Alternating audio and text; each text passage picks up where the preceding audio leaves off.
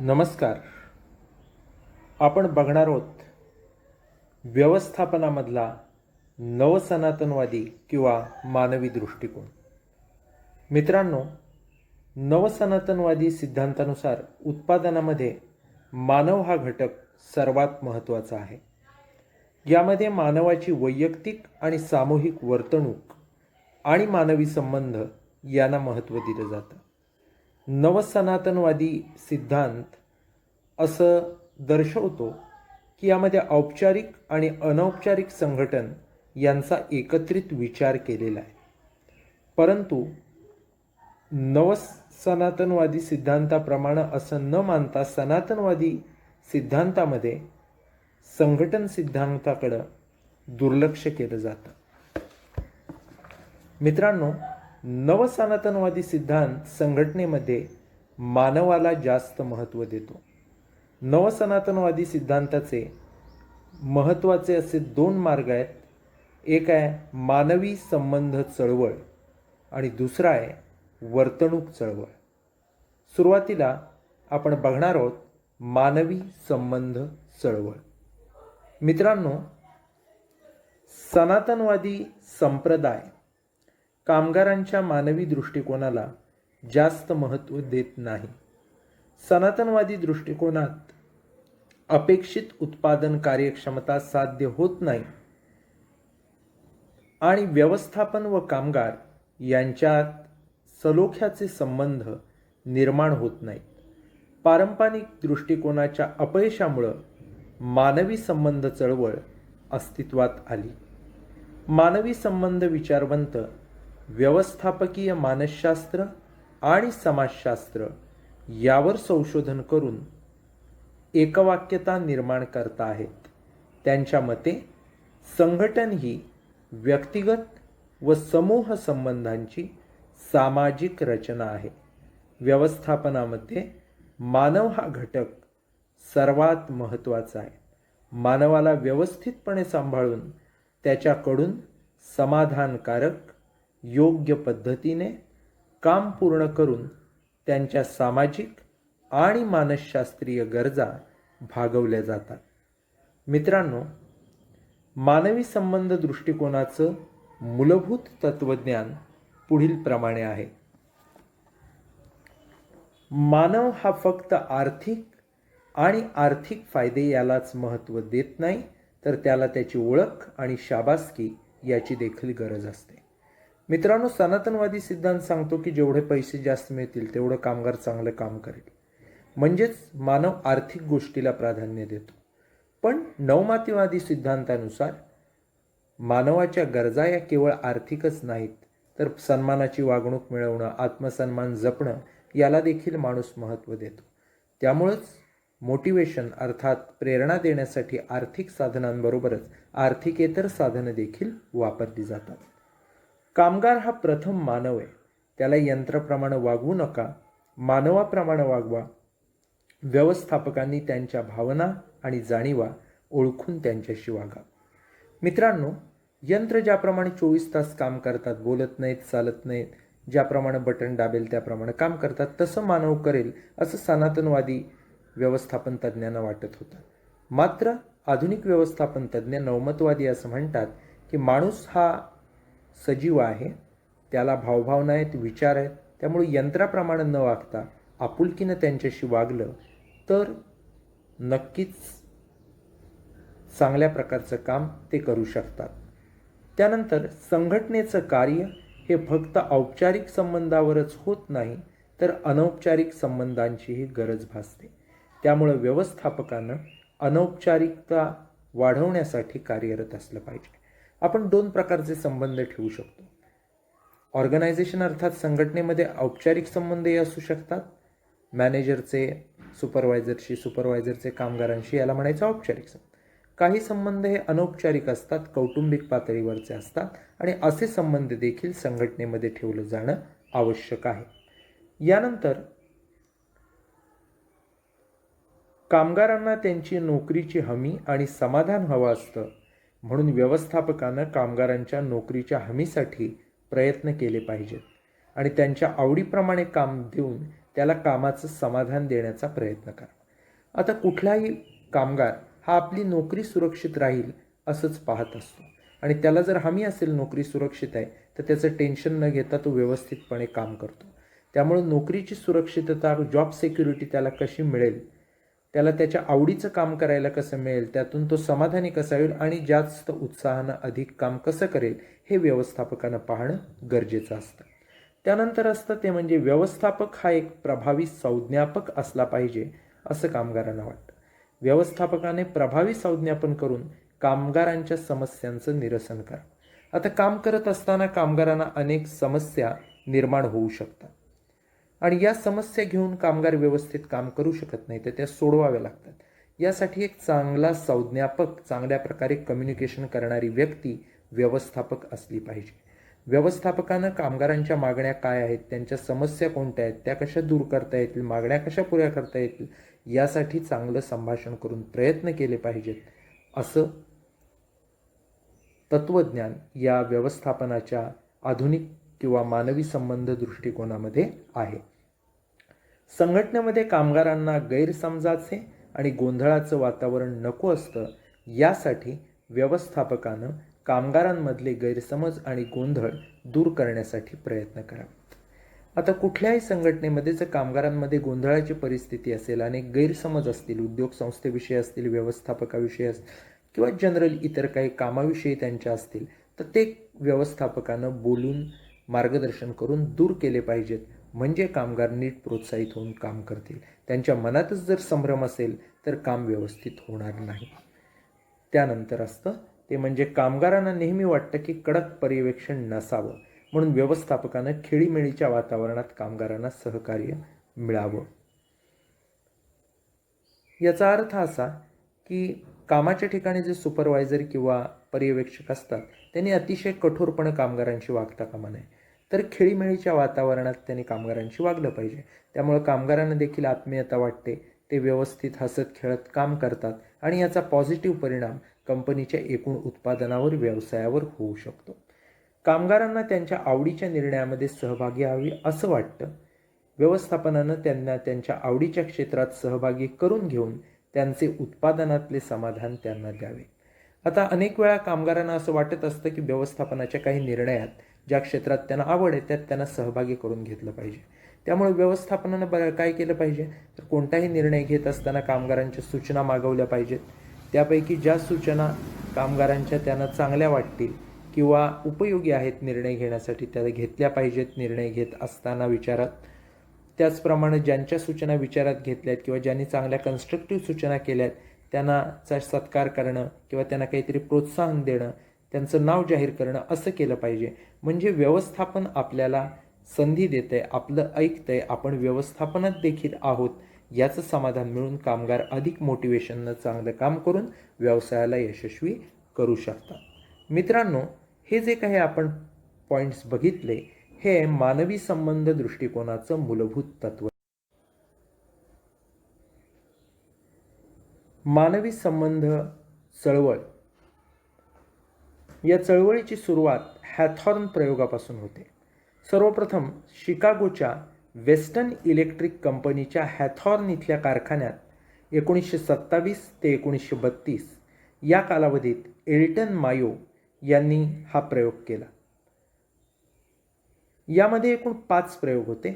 पहिला relay assembly test room, दुसरा relay assembly test room, mica splitting test room, bank wiring निरीक्षण room आणि कामगाराच्या मुलाखतीचा कार्यक्रम।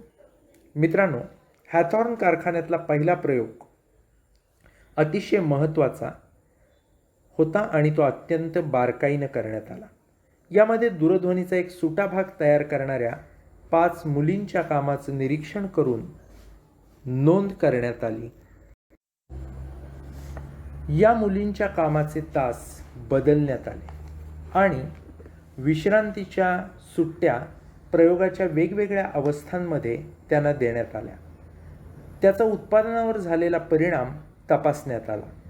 शेवटच्या प्रयोगात मुलींना दिलेल्या सवलती काढून घेतल्या गेल्या, तरीही उत्पादनात घट न होता त्याच्यामध्ये वाढच झाली।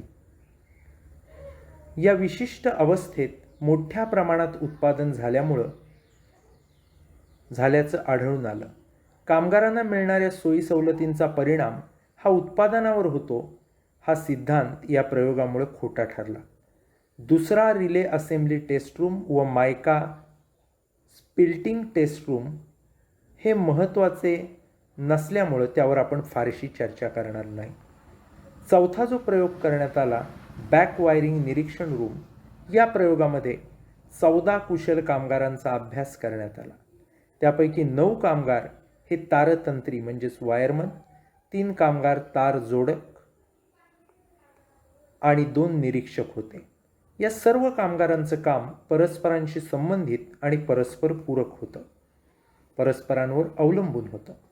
लहान लहान गटात काम करणाऱ्या कामगारांमध्ये कोणत्या प्रवृत्ती असतात, त्यांचा अनौपचारिक संघटनेवर आणि त्याच्यावर काय परिणाम होतो, पर्यायानं अनौपचारिक संघटना कशी प्रभावी ठरते, या गोष्टी या प्रयोगामुळे स्पष्ट झाल्या. शेवटच्या आणि 5व्या प्रयोगात 20,000 कामगारांच्या मुलाखती घेतल्या गेल्या. या प्रयोगामुळे कामगारांचे अंतरंग, त्यांच्या भावना आणि प्रवृत्ती समजून घ्यायला फार मदत झाली. मित्रांनो, या प्रयोगांचे निष्कर्ष काय होते बघा. एल्टन मायो यांच्या संशोधनामधून निघालेले निष्कर्ष असे होते. पहिला निष्कर्ष होता, उत्पादन हे सामूहिक कार्य आहे. उत्पादनासाठी परस्पर सहकार्य, सलोखा आणि सामंजस्य हे घटक आवश्यक आहेत. दुसरं असं होतं की कामगार हा आर्थिक माणूस नाही. त्याचे वेतन हे प्रलोभनावर अवलंबून नसतं, तर कामगारांमधल्या सामाजिक संबंधावर आणि वातावरणावर अवलंबून असतं. तिसरं होतं, कारखान्यामध्ये कामगारांचा एक औपचारिक मैत्री समूह असतो आणि तो अनौपचारिक समूहापेक्षा अधिक प्रभावशाली आणि बलशाली असतो. तो कामगारांच्या वर्तनावर आणि दृष्टिकोनावर प्रभाव टाकतो. यानंतरचं होतं, पर्यवेक्षणीय नियंत्रणापेक्षा अनौपचारिक समूहाचे स्वनियंत्रण अधिक परिणामकारक ठरते. थोडक्यात, कामगारांना कठोर आणि अतिपर्यवेक्षणापासून मुक्त ठेवले पाहिजे. 5वं होतं, कामगारांचे अंतर्गत आणि बाह्य मानवी संबंध आणि कारखान्यातील उत्पादनं यांच्या अगदी जवळचा संबंध आहे. शेवटचं आणि 6वं निरीक्षण होतं, कामगारांचे समूह सहजासहजी कार्यप्रवृत्त होत नाहीत.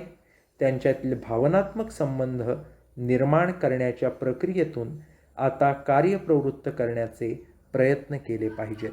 मित्रांनो, हे होतं एल्टन मायो याने केलेल्या प्रयोगातून त्याला लाभलेले निष्कर्ष. मित्रांनो, व्यवस्थापनाच्या आधुनिक दृष्टिकोनाकडं आता आपण वळूयात.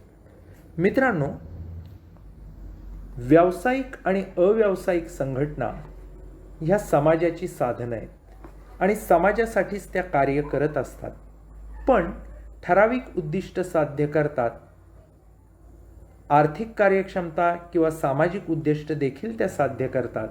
संघटनेचं व्यवस्थापन हे एक असं साधन आहे जे सामाजिक उद्दिष्टांची पूर्तता करतं आणि समाजाच्या विविध गरजा देखील भागवतं.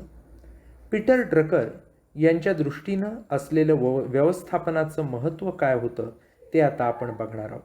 पीटर ड्रकर यांनीच व्यवस्थापनाचा हा आधुनिक दृष्टिकोन प्रकाशात आणला.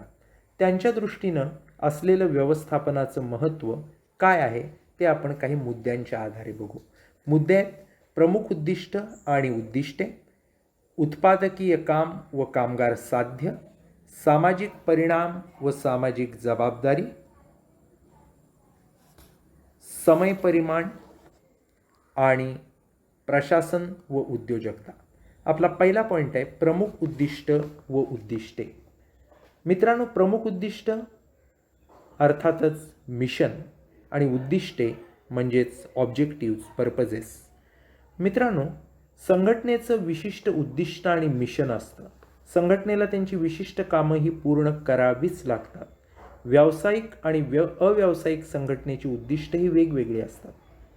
यापैकी फक्त व्यावसायिक संघटनेचीच उद्दिष्ट आर्थिक स्वरूपाची असतात.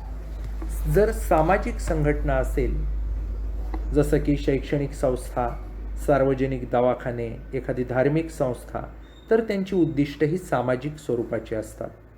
प्रत्येक संघटनेला त्याचं मिशन अर्थात प्रमुख उद्दिष्ट हे संघटनेच्या दीर्घकालीन ध्येयाशी निगडीत ठेवावं लागतं. एखादी शैक्षणिक संस्था असेल, कॉलेज असेल, तर त्यांचं मिशन स्टेटमेंट असतं की विद्यार्थ्यांचा सर्वांगीण विकास करण्यासाठी दर्जेदार शिक्षणाचा अंगीकार करा. एखादी टाटा समूह नावाची जर कंपनी आपण घेतली तर त्यांचं मिशन स्टेटमेंट काय आहे?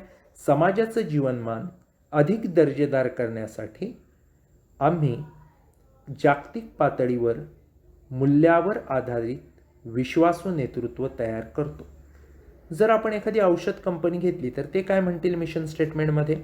दर्जेदार औषधं किफायतशीर किमतीत पुरवणारी आंतरराष्ट्रीय संस्था. मित्रांनो, पीटर ड्रकर यांच्या मते व्यवसाय समाजाचं अविभाज्य अंग आहे. त्यांचा मूळ हेतू हा ग्राहक निर्माण करणं हा असला पाहिजे. व्यवसायात नफा महत्त्वाचा आहे, पण केवळ नफा एवढाच उद्देश असता कामा नये. साधनसंपत्ती निर्माण झाली की देशाच्या गरजा या आपोआप भागवल्या जाऊ शकतात. दुसरं महत्त्वाचं असा पॉईंट म्हणजे उत्पादकीय काम व कामगार साध्य. मित्रांनो, पीटर ड्रकर यांचं दुसरं परिमाण म्हणजे उत्पादकीय काम करा आणि कामगारांची उत्पादकता साध्य करा. प्रत्येक संस्था त्यांचं उत्पादनाचं लक्ष हे कामगारांकडूनच साध्य करून घेत असते. उत्पादकीय काम करणं हे व्यवस्थापनाचं महत्त्वाचं कार्य आहे. ड्रकर यांचं मत असं की उत्पादकता म्हणजे केवळ इनपुट व आउटपुट यांचं गुणोत्तर नाही, तर उत्पादकतेच्या यशामध्ये मानवी घटक, माणूस हा विशेष महत्त्वाचा आहे. केवळ यांत्रिकीकरण, वाजवीकरण यांनी उत्पादकता स्पष्ट होत नाही, तर उत्पादकता चळवळीत व्यवस्थापक आणि कामगार यांचं सहकार्य अत्यंत महत्त्वाचं असतं. मित्रांनो, उत्पादकीय काम आणि कामगार साध्य असं म्हणतं की कामगार अर्थात मानवी घटक हा उत्पादकतेत फार महत्त्वाचा आहे. व्यवस्थापक हा पण माणूस असतो, कामगार हा पण माणूस असतो. त्यामुळं मानवी घटकानं जर व्यवस्थित कार्य केलं तर उत्पादकीय काम हे कामगारांकडून साध्य करून घेता येऊ शकतं. तिसरं परिमाण जर आपण बघितलं तर ते असतं सामाजिक परिमाण आणि सामाजिक जबाबदारी. मित्रांनो, व्यवस्थापकाचं एक अत्यंत महत्त्वाचं असं कार्य हे व्यवसायाची सामाजिक जबाबदारी होय. ड्रकर यांनी व्यवसायाकडे केवळ नफा मिळवून देणारी संस्था एवढ्या मर्यादित अर्थानं बघितलेलं नाही. पीटर ड्रकर यांना आपण व्यवस्थापन पंडित, व्यवस्थापन गुरु असं म्हणतो. याचं कारण हेच आहे की किफायतशीर व्यवसाय, फायदेशीर व्यवसाय याच्या पलीकडे जाऊन मानवी मूल्यांना महत्त्व देणारी, सामाजिक बांधिलकी जपणारी अशी संस्था म्हणजे उद्योग संस्था असं प्रतिपादन करणारे ड्रकर हे एक श्रेष्ठ विचारवंत होते. त्यामुळे त्यांनी व्यवसायाला सामाजिक परिमाण दिलं. केवळ नफा मिळवणं एवढाच व्यवसायाचा उद्देश नाही, तर त्याबरोबरच समाजाची जबाबदारी घेणं, समाजासाठी काहीतरी करणं, समाजाला वस्तू व सेवा किफायतशीर दरानं पुरवणं, समाजाच्या अनेक उपक्रमात सहभागी होणं हे देखील व्यवसायाचं काम आहे.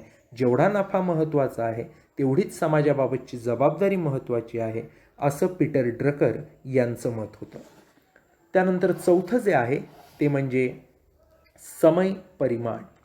मित्रांनो, समय परिमाण सांगत असताना पीटर ड्रकर म्हणतात की प्रत्येक संघटनेच्या व्यवस्थापनाला त्यांचा वर्तमान काळ आणि भविष्यकाळ या दोन्हींचा देखील विचार करावा लागतो.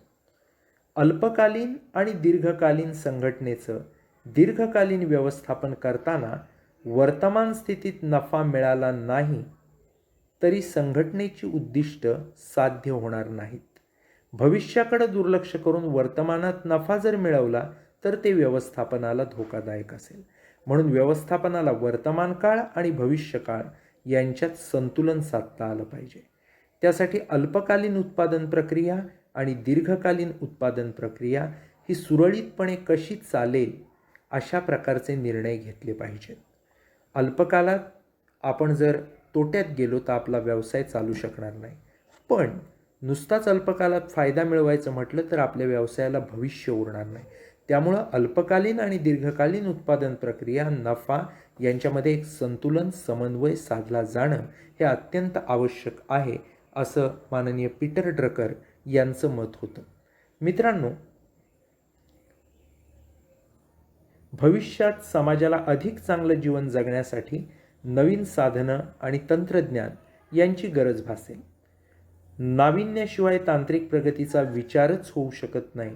त्यामुळं आजचं व्यवस्थापन तंत्र जे आपण वापरतोय ते भविष्यात निरुपयोगी ठरेल. त्यामुळं व्यवस्थापकानं दूरदृष्टी ठेवली पाहिजे आणि ज्या काही घटना अंतर्गत आणि बाह्य पर्यावरणामध्ये घडत आहेत त्या घटनांकडं सजगपणे पाहून त्याला प्रतिसाद म्हणून वागलं पाहिजे, असं पीटर ड्रकर यांनी सांगितलं आहे. त्याच्यानंतर 5वं आणि शेवटचं परिमाण होतं त्यांचं प्रशासन आणि उद्योजकता, अर्थातच ॲडमिनिस्ट्रेशन अँड एंटरप्रेनरशिप. मित्रांनो, व्यवस्थापकीय कार्यक्षमतेतलं आणखी एक महत्त्वाचा घटक म्हणजे प्रशासन आणि उद्योजकता. व्यवस्थापक हा चांगला प्रशासक असलाच पाहिजे. त्याची प्रत्येक प्रक्रिया ही नियंत्रित आणि सुधारितपणे त्याला करता आली पाहिजे. त्याचप्रमाणे तो उद्योजक देखील असला पाहिजे. त्याला साधनसामग्री कमी प्रतीच्या ठिकाणाहून उच्च प्रतीच्या ठिकाणाकडं पुन्हा पाठवता आली पाहिजे.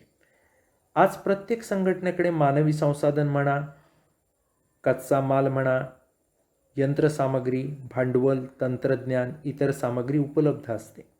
या ठिकाणी व्यवस्थापकाला उत्तम प्रशासकाचं काम करून साधनसामग्रीचा पर्याप्त वापर करता आला पाहिजे. मित्रांनो, उद्योजक म्हणून व्यवस्थापक हा नेहमी नवमतवादी असला पाहिजे, सृजनशील असला पाहिजे. उद्योजक हा उपक्रम काहीतरी नवीन करणारा असतो.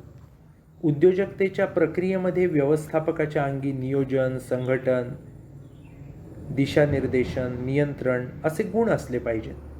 जोसेफ शुमटर यांनी असं म्हटलंय की उद्योजक हा नवीन तंत्रज्ञानाचा विकास, नवीन उत्पादनाची ओळख, संघटनेच्या नवीन रचना प्रमाण निर्माण करणारा, कच्च्या मालाचा नवीन स्रोत विकसित करणारा आणि नवीन बाजारपेठेत प्रवेश क्षमता असल्या पाहिजेत असं मानणारा आणि त्यासाठी प्रयत्न करणारा अशी व्यक्ती असला पाहिजे.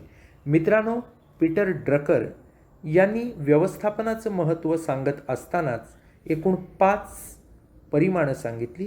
त्यामध्ये प्रमुख उद्दिष्ट आणि उद्दिष्ट, उत्पादित काम आणि कामगार साध्य, सामाजिक परिमाण आणि सामाजिक जबाबदारी, समय परिमाण आणि प्रशासन व उद्योजकता या पॉईंट्सच्या आधारे आपण त्याचा धांडोळा घेतला. मित्रांनो, या लेक्चरमध्ये आपण पाहिलं की व्यवस्थापनाची मानवी संबंध चळवळ, त्याच्यानंतर एल्टन मायो यांचा हॅथॉर्न प्रयोग आणि शेवटी व्यवस्थापनाचा आधुनिक सिद्धांत जो की पीटर ड्रकर यांनी मांडला आणि त्यांची 5 परिमाणं.